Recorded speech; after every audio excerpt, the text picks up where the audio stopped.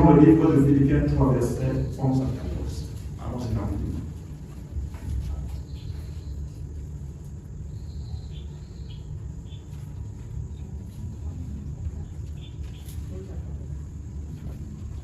Philippiens 3, versets 11 à 14. Oui. Si je puis à la résurrection d'entre les morts, ce n'est pas que j'ai déjà remporté le prix ou que j'ai déjà atteint la perfection. Vous comprenez ça? Vous comprenez ça? Ceux qui sont bénis là et qui pensent qu'ils sont arrivés, c'est Philippiens qui dit que si j'ai pu arriver à la résurrection des morts, ça ne veut pas dire que je suis arrivé. Donc tout ce qu'on reçoit là de bon ne doit pas nous faire comprendre qu'on est arrivé. On n'est pas encore arrivé. Donc tous ceux qui ont eu le probatoire, la banque et tout ça, vous n'êtes pas encore arrivé. Si vous ne le dites pas Amen, vous n'êtes pas encore arrivé. Vous avez le parcours. Oui, parce que je vois la masse, la façon dont vous marchez là. Il faut vous le laisser. Il faut vous le laisser vite. Année scolaire là, c'est le 8 septembre. 8 septembre. Bientôt. Vous êtes là, vous voyez un genre. Il faut vite vous préparer parce que le temps vous attend. Donc, il faut pas que parce que vous croyez que vous êtes arrivé là, vous croyez que non, c'est bon, c'est pas bon. C'est pas encore bon. Bon, en fait, c'est pas encore bon, là on attend que ce soit bon. Ça a commencé. Donc, c'est appréciable. Hein? On vous félicite. Et d'ailleurs, même encore félicitations. Mais je veux vous faire comprendre que vous n'êtes pas encore arrivé. Pour ceux qui ont même eu le bac là, même c'est grave. Bienvenue au combat. Non, c'est qu'on ne vous a pas dit. Les noms dits après le bac, je vais vous les dire. C'est qu'en fait, quand tu enlèves la tenue, on constate que tu n'es plus enfant. Parce que la tenue est un élément qui sauve. Hein. Quand tu portes ça, tout le monde a pitié de toi. Gloire à Jésus. Gloire à Jésus. Non. Il ne faut pas que tu crois que parce que si tu es arrivé à un certain niveau, tu crois que tu es arrivé. Non, il faut faire attention. La vie t'attend avec les cannes de boxe. C'est si tu as enlevé ça, lui t'attend. Si tu perds contrôle, tu vas prendre un chaos. Prépare-toi. Ce n'est pas que j'ai déjà remporté le prix ou que j'ai déjà atteint la perfection. J'ai atteint la perfection. Mais je cours. Je cours. Pour tâcher de le saisir. Pour tâcher de le saisir. Puisque moi aussi j'ai été saisi par Jésus-Christ. Voilà, il faut atteindre le but. Frère, je ne pense pas l'avoir saisi. Oui. Mais je fais une chose. Oubliant ce qui est en arrière et me portant vers ce qui est en avant. Et me portant vers ce qui est en avant. C'est-à-dire qu'en fait, tout de suite, tu dois oublier ta réussite. Bon, tu as d'abord jubilé, jubilation là, ou jubilé là, je ne sais pas quoi. Donnez le nom ce que vous voulez, les académiciens. Mais ce qui est sûr, tu as jubilé, je ne sais pas combien de temps, ça a pris de temps, je ne sais pas. Mais commence à oublier et commence à penser aux objectifs prochains.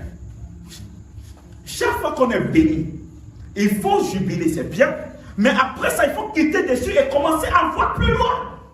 En fait, moi, quand je regarde ces choses, je tire des leçons. Je ne les regarde pas comme un homme normal.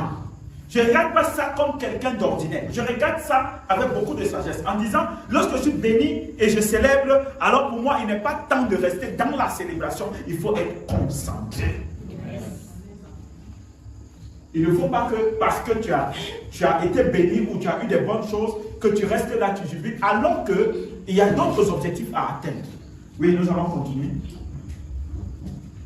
Je cours vers le but pour emporter le prix de la vocation céleste de Dieu en Jésus-Christ. Voilà. Donc, jusqu'au verset 14, c'est bon. Alors bien aimé, qu'est-ce que c'est? Une personne déterminée prend le temps d'une très courte durée à célébrer ses victoires, une très courte durée, et à se reconcentrer pour de nouvelles objectifs. Alors, il faut dire donc que lorsque tu sais que tu es déterminé, tu ne dois pas t'endormir sur ce que tu as réussi. Parce que ce qui est en avant est plus important que ce que tu as reçu. D'où la détermination, c'est quoi? La détermination, c'est pourquoi je dis que même quand tu es en train de jubiler là, si ça exagère, ça devient une distraction. On se comprend? D'où la détermination est une force qui renverse tous les obstacles, peu importe leur dimension, à condition de garder les yeux sur l'objectif et non sur les distractions. C'est-à-dire la détermination, c'est quelque chose qui nous fait renverser toute situation. C'est-à-dire que quel que soit le combat, quels que soient les obstacles, quels que soient les géants, quelles que soient les guerres, quels que soient les problèmes que nous avons, quand on est déterminé, automatiquement on gagne toujours. L'homme déterminé gagne toujours, à condition qu'il enlève les yeux sur la distraction et que ses yeux soient fixés sur les objectifs. Le temps d'une personne déterminée est très précieux. C'est pourquoi vous avez constaté que les gens qui n'ont rien à faire avec leur temps trouvent que 24 heures est beaucoup. Et ceux qui ont vraiment à faire avec leur temps trouvent que 24 heures est petit. Mais qu'est-ce qui se passe dans la tête de chacun?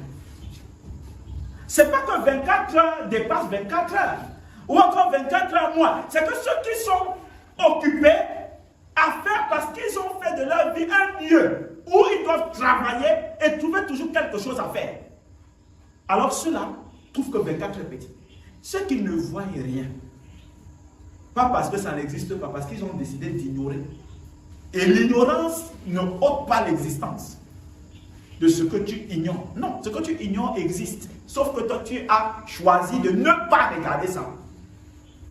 C'est pourquoi, bien aimé, il est temps que chacun de nous ait les yeux sur l'objectif à atteindre. Ta vie, qu'est-ce que tu vas faire de ça? Parce que tu es là, tu regardes ton parent. Il y a un moment où ton parent ne va plus te regarder.